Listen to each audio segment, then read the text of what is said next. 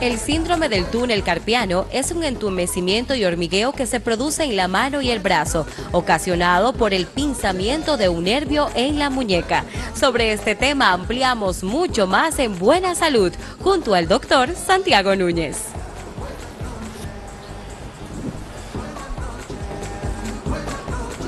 Qué bueno es compartir siempre informaciones de esta índole con nuestro queridísimo doctor Santiago Núñez, que siempre tiene las explicaciones para que la gente que está en su casa pues entienda, porque como que hay términos que a veces uno no conoce, pero cuando el doctor nos lo detalla aquí en Buena Noche, pues todos entendemos. Bienvenido. Gracias. Buena es que noche. estamos con parón, es que ya de que no nos tocamos. Sí, ahora como que andamos medio con parones.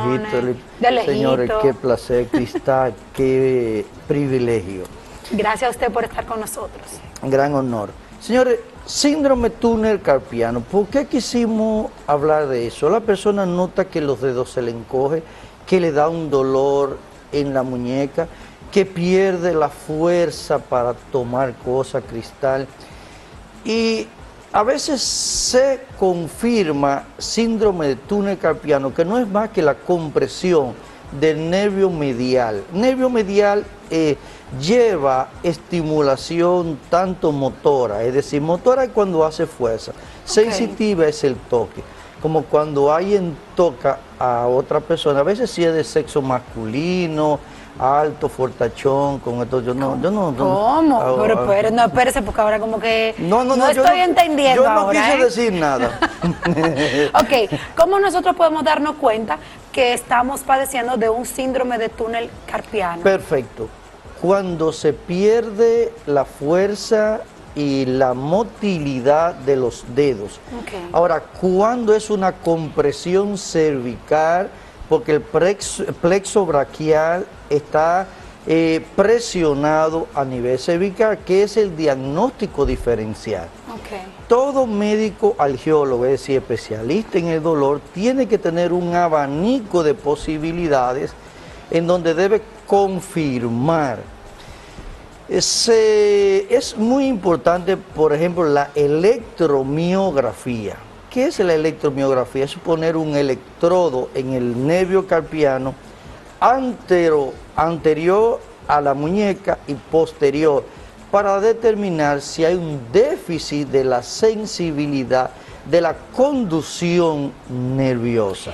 Hay una cosa, un detalle que me llama mucho la atención, doctor, y es que, por ejemplo, hay muchas personas que tienen los dedos ya se le aduermen o lo tenemos un poquito así ya. ¿Lo tenemos o no lo tienen? Bueno, lo tienen encorvados y eso. Sí. Y hay personas que dicen que esto es reumatismo. ¿Cómo podemos diferenciar una cosa de la otra? Excelente. La artritis reumática o artritis degenerativa es cuando se desgasta los huesos, porque hay un déficit, hay un ataque del sistema inmunológico. Me explico.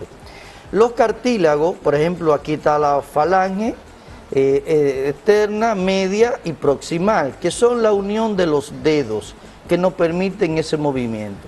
Ahí hay una bursa y hay un cartílago. Cuando el cuerpo reconoce ese cartílago como un componente extraño, ataca el cartílago, que eso es lo que se llama artritis inmunológica, que debe cambiársele ya esa nomenclatura antigua de que reumática, ya no son reumas, son sistema linfático, ya no es una artritis reumática, sino una artritis inmunológica. El cuerpo está atacando el cartílago, destruye el cartílago y entonces viene una infección, lo que viene una artritis séptica. Y la persona pone la mano o la mano se le convierte en una mano en garra, en esta posición. E incluso puede ser persona joven, muchachita así como tú.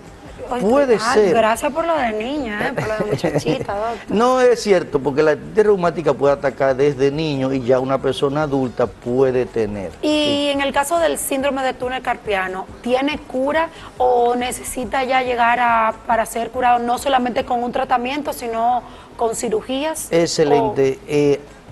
Normalmente la tradición es despejar el nervio medial mediante cirugía. Sin embargo, se ha visto que el ligamento cruzado, que es el que comprime el nervio mediano, se decomprime por 3 meses y a los 3 meses vuelve y se comprime. Sin embargo, si hacemos la infiltración de hemoderivado, y tantas veces volvemos con el mismo tema, es decir, componente defensivo de la sangre que tenemos, cuando aprendamos que el cuerpo vive en constante regeneración, por ejemplo la piel, cada 72 horas tenemos piel nueva, y te preguntarás, ¿en serio? Sí, ¿por qué no cambiamos de color si cambiamos la piel cada tres días?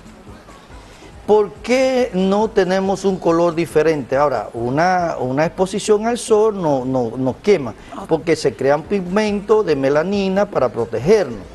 Sin embargo, el ADN, el código genético, hace que la célula que se opotosis, que es la terminación de la vida de una célula, crea otra igual. Entonces viene por un término llamado mitosis y se crea una igual que la sangre cada 120 días. Y la alteración de ese código genético que hace una célula idéntica a la siguiente, esa alteración, ¿sabe cómo se llama? ¿Cómo? Cáncer. Wow. Porque esa alteración de ese código, entonces en vez de crear una idéntica, crea una con un daño en el núcleo, produce una que no hace la función protectora. Si es en los pulmones, no hace la función de respiración. Exacto. Si es en el hígado, no hace la función química del hígado. Entonces ya ahí viene lo que se llama cáncer, que no es más que una alteración del código genético. Entonces, ya una persona de media vida ha tenido 7, 8, 10 cuerpos. Por lo que... De media vida estamos hablando aproximadamente un muchacho como yo de media vida. Venga acá, y no éramos hermanos. No, claro que sí, claro que sí. Entonces, ¿qué yo soy? ¿De un cuarto de vida? Un cuarto de vida, sí. Le gustó, pues bien, ahí sí. No, entonces ya de luego, hay que hacerlo, hacemos, el señor Javier siempre nos ha enseñado y le gusta a la persona. Sí, claro. Eso, que a pesar de que estamos hablando criterios científicos basados, aprendamos que esa alteración de código genético de reproducción, cuando se alteran, es que vienen los trastornos reumáticos o inmunológicos. Se desgastan las articulaciones, se comprime el ligamento cruzado, comprime el nervio medial. Y si nosotros infiltramos hemoderivados, que son esos componentes regeneradores ya aprobados por la Federación de Drogas y Alimentos de los Estados Unidos, que incluso hoy día en el caso del COVID-19, se están poniendo antígenos específicos de personas que ya son portadores sanos a personas en estado de gravedad, y se ha visto un resultado enorme. Nosotros en la Clínica del Dolor tenemos 16 años infiltrando hemoderivados, como le dice el pueblo, plasma enriquecido, pero enriquecido y sin ningún aditivo, es decir, autólogo.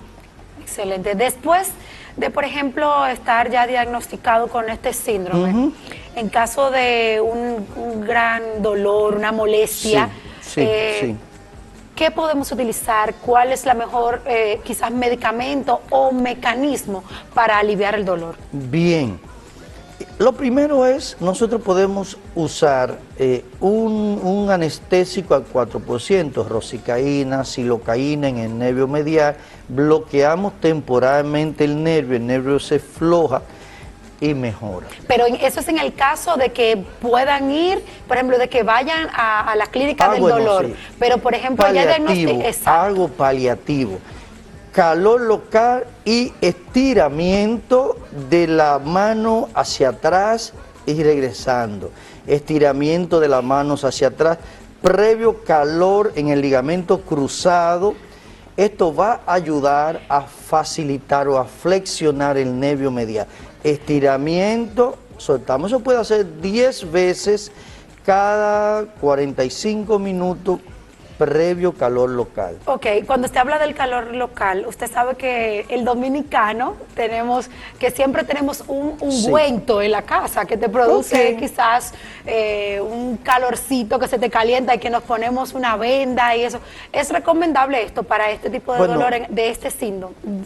Lo que hablamos ya de medicamento, el mentol cristal produce una sensibilidad, una sensación de calor que no es calor, es vasoconstricción y sería muy dañino en este caso, porque disminuiría la circulación al nervio medial y a todo el ligamento cruzado. Es preferiblemente la temperatura.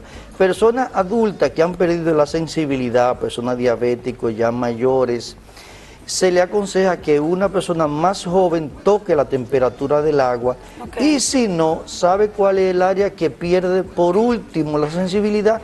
El codo. Si no tiene facilidad de que un muchacho le diga que la temperatura no va a quemar, use su codo para determinar que no está tan caliente y ponga esa temperatura y haga la extensión.